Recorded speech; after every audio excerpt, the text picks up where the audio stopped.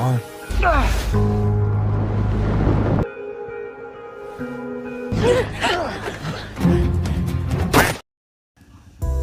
Halo semua people bumi yang budiman, gimana kabarnya? Sepertinya saya akan sedikit serius untuk video kali ini. Di samping karena nggak ada bahan, juga karena saya capek dijadiin badut. Aduh. Oke, mode serius dimulai. Oke, pada video kali ini kita akan membahas film Space tahun 2022 yang menceritakan kisah tentang seorang tukang pipa yang terjebak di bawah kolong rumah. Sementara ada dua penjahat yang berada di dalam rumah yang berusaha untuk membunuhnya. Seperti apa kisah lengkapnya? Oke, langsung saja kita mulai. Film dimulai dengan memperlihatkan sebuah pabrik kayu yang diam-diam sudah melakukan penebangan pohon secara ilegal. Terlihat di sana ada seorang pemilik pabrik kayu ini yang sedang bertransaksi dengan seorang penebang pohon ilegal. Setelah si pemilik pabrik pergi bersama uangnya, tak lama muncullah dua pria bertopeng yang menyerang si penebang dan menembaknya hingga tewas. Mereka berdua bernama Sterling dan si gendut yang bernama Dolly. Mereka berdua bermaksud untuk mengambil satu kantong uang yang sekarang sudah kosong. Karena terlambat mengambil uangnya, mau tidak mau Sterling dan Dolly harus mencari si pemilik pabrik tadi dan mengambil kembali uangnya. Pick up this rusty asshole and throw him in the back of the truck. Pemilik pabrik yang bernama Tim yang sudah sampai di rumahnya pun langsung menyembunyikan uang itu tepat di bawah kolong rumah miliknya dan film baru benar-benar dimulai. Kemudian kita akan diperlihatkan oleh sang tokoh utama yang berprofesi sebagai tukang pipa, ia bernama Robert. Dia terlihat bersama seonggok bayi dan berkata jika dirinya adalah sebuah mesin kejam yang tak berperasaan. Hal itu dia katakan untuk membuat bayi kecilnya tertawa. Blooded, heartless machine of a man. Come on, Brooke. Kemudian kita diperlihatkan istri Robert yang bernama Carrie. Profesi Robert sebagai seorang tukang pipa rupanya tidak cukup untuk memenuhi kebutuhan mereka berdua. Terlebih lagi sekarang mereka sudah memiliki anak yang pastinya butuh biaya lebih untuk itu. Sehingga Carrie memutuskan untuk kembali bekerja sebagai bagian akuntan di pabrik yang kita lihat tadi di awal film. The milk called and they want me to put in some part-time hours here at home. Scene kemudian berpindah ketika Robert sedang mengisi bensin. Ia kemudian bertemu dengan dua orang penegak hukum yang bernama Jordan dan seorang bapak sheriff. Mereka berdua sangat mengenal dekat dengan Robert yang di lingkungan ini. Robert dikenal sebagai seorang pria yang baik. How's it going? Hey, I can't complain, Joe. Who'd listen? Ekonomi yang terpuruk membuat Robert tak bisa menservis mobilnya sehingga ketika di tengah jalan mobilnya pun mogok yang alhasil Robert harus berjalan kaki menuju tempat pelanggannya. We got this. No.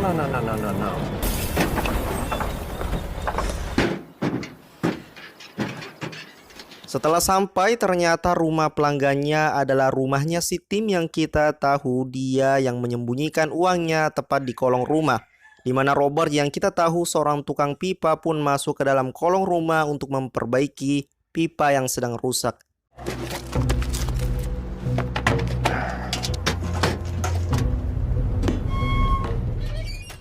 Di tempat lain, kita akan melihat Bapak Sheriff dan Jordan tengah berada di lokasi ditebangnya pohon-pohon besar secara ilegal. Di mana di situ ada seorang agen FBI yang dikirim untuk menyelidiki kasus tersebut. Hard to find these folks out here. It's more a matter of following them. Just here to help us with our missing tree. Tak diduga ditemukanlah seekor jasad pria yang merupakan si penebang yang telah dibunuh oleh Sterling dan Dolly tadi, di mana kasus ini menjadi semakin menarik karena ada pihak ketiga yang ikut campur dalam kasus tersebut. Tim sendiri terlihat sedang jogging di tengah hutan. Tak diduga ia bertemu dengan dua pria bertopeng yang tidak lain adalah Sterling dan Dolly. Dia pun dibawa ke rumahnya untuk diinterogasi yang dimana Robert yang berada di bawah tak menyadari keributan tersebut karena sedang mendengarkan musik melalui handsfree yang dikenakannya.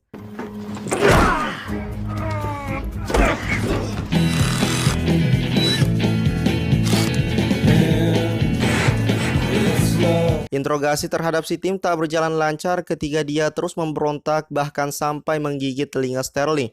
Sehingga terjadi sedikit ketegangan ketika Sterling nekat menusuk mata Tim menggunakan sebuah pena dan menembak kepalanya karena kesal dengan sikap Tim yang tidak bisa diajak kerjasama. Bitch. Dolly yang melihatnya pun merasa keberatan dengan tindakan Sterling yang terus membunuh orang-orang karena jika mereka semua dibunuh, mereka berdua tak akan bisa tahu lokasi uang tersebut disimpan. Hingga Sterling melihat penutup udara di lantai dan memiliki firasat yang kuat jika uang tersebut Tim simpan di bawah lantai rumah ini. Robert yang kini menyadari ada keributan di atas pun akhirnya melihat dengan jelas ketika Sterling menembak Tim di mana Robert yang panik justru tak sengaja menemukan tas berisi uang yang sangat banyak. Ia yang tak ingin terlibat masalah memilih untuk segera pergi dari tempat tersebut.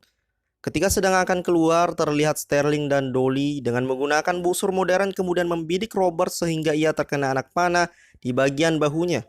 Dan ketika sedang masuk kembali ke kolong, Dolly berusaha untuk mencegahnya.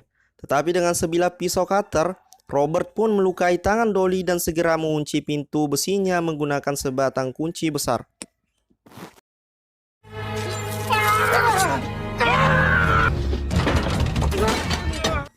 Sterling dan Dolly sendiri masuk kembali ke dalam rumah dan memutuskan untuk menunggu di sana sampai Robert menyerah atau mati karena kehabisan darah. Dolly terus merintih kesakitan dan meminta untuk pergi ke rumah sakit, tetapi Sterling menolak dan menyuruh Dolly untuk sabar dan tunggu sampai Robert memutuskan untuk keluar. Sebagai seorang tukang pipa biasa yang tidak tahu apa-apa, Robert nampaknya cukup tenang menghadapi situasi ini di mana dia tidak terlarut dalam kesakitan dan ketakutan dan lebih memilih untuk mencabut anak panah tersebut dari bahunya.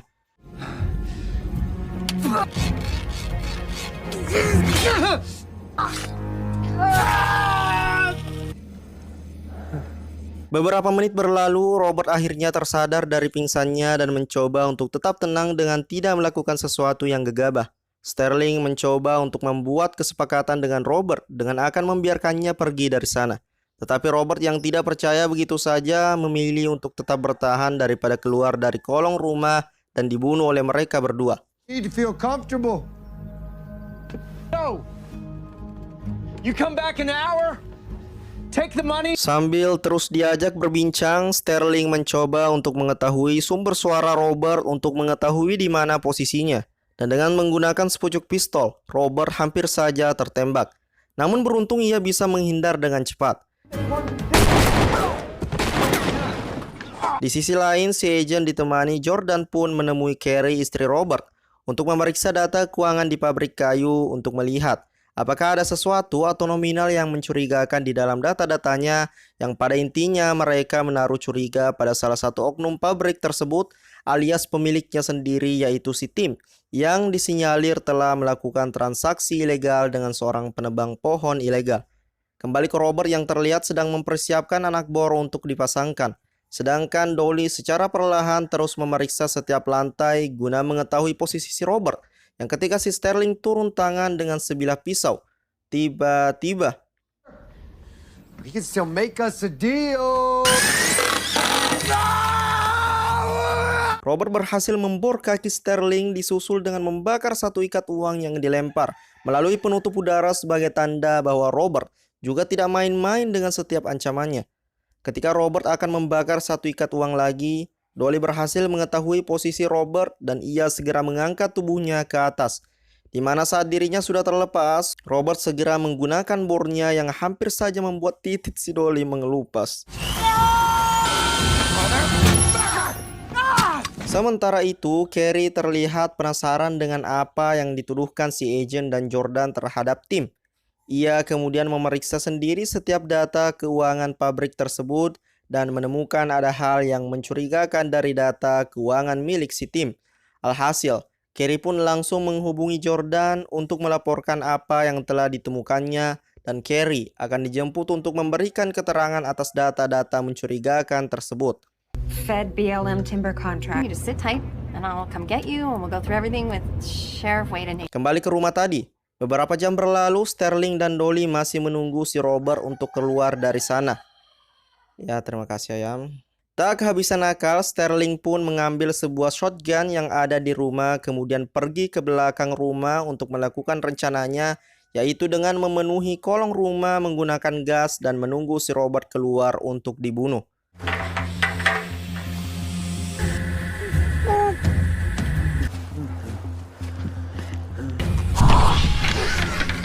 Terlihat Dolly yang sudah bersiap dengan shotgunnya, namun Robert tak kunjung keluar juga sehingga Sterling yang sudah habis kesabaran pun nekat menyalakan api untuk membakar dan meledakkan kolong rumah tersebut. Sterling.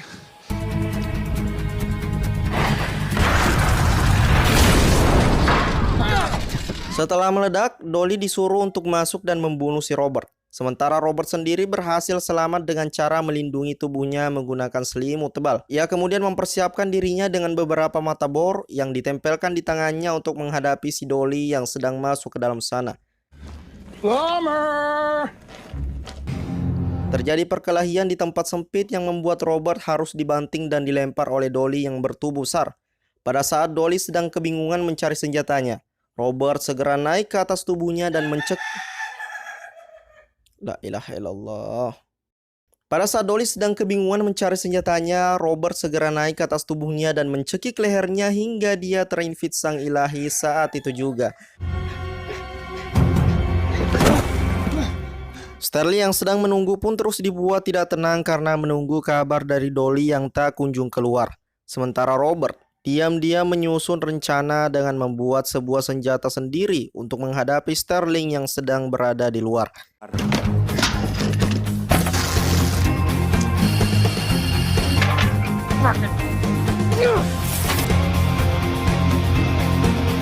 Di tempat lain, Deputi Jordan terlihat sedang menjemput Carrie terkait laporan mengenai data keuangan milik tim.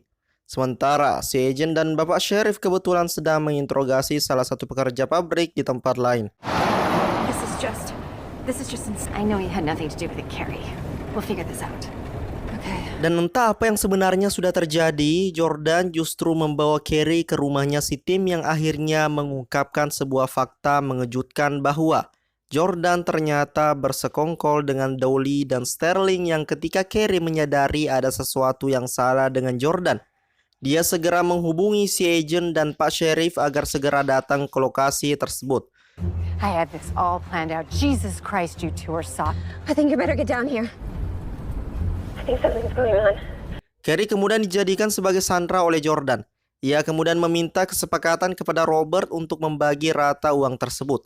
Namun Sterling yang sudah kesal atas kehilangan satu rekannya pun nekat menembak si Jordan hingga tepar agar bisa menguasai seluruh uang tersebut dan tetap membawa Carrie untuk membuat Robert keluar dari tempat persembunyiannya. Come on out, plumber! It's all over. Pada akhirnya Robert terpaksa keluar dengan tas berisi uang di tangannya. Untuk memastikan Carrie tetap hidup, Robert kemudian mengancam akan membakar semua uangnya apabila Carrie tidak dilepaskan terlebih dahulu. Ketika apinya padam, Robert segera melemparkan tasnya dan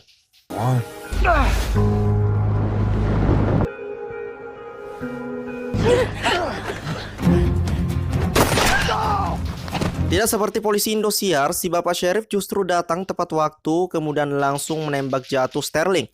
Dan karena masih tak mau mati juga, Robert terpaksa melesatkan senjata ciptaannya berupa batang besi yang menancap di leher Sterling, disusul dengan pukulan keras yang dilayangkan Robert menggunakan sebuah kunci besar di tangannya. Ambulans pun akhirnya datang untuk mengangkut mereka semua. Si Dolly dan Jordan ternyata masih hidup. Tapi yang pasti mereka akan dihukum berat atas kejahatan yang telah mereka lakukan. Spoke with Carrie. If only you'd stuck to writing tickets. You did all this? Who the hell are you?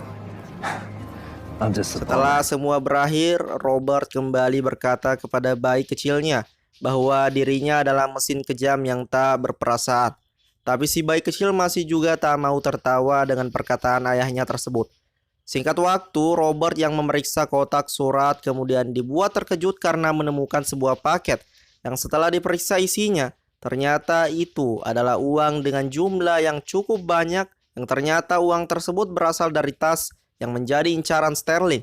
Rupa-rupanya hal itu dilakukan oleh Bapak Sheriff yang kasihan kepada kondisi ekonomi Robert. Dan uang tersebut adalah sebagai bentuk terima kasih juga atas Robert yang sudah membantu menyelesaikan kasus ini, dan film pun berakhir. Sebetulnya saya masih penasaran tentang siapa si Robert ini. Mengapa ia sangat tenang pada saat menghadapi dua penjahat itu? Apakah dulu ia mantan agen khusus atau mantan agen gas LPG? Entahlah. Oke, mungkin segitu dulu untuk alur film kali ini. Like jika kalian suka, subscribe jika kalian senang. Saya Admin Tanpan pamit undur diri dan terima kasih. Tai. Banyak sekali gangguan hari ini, guys.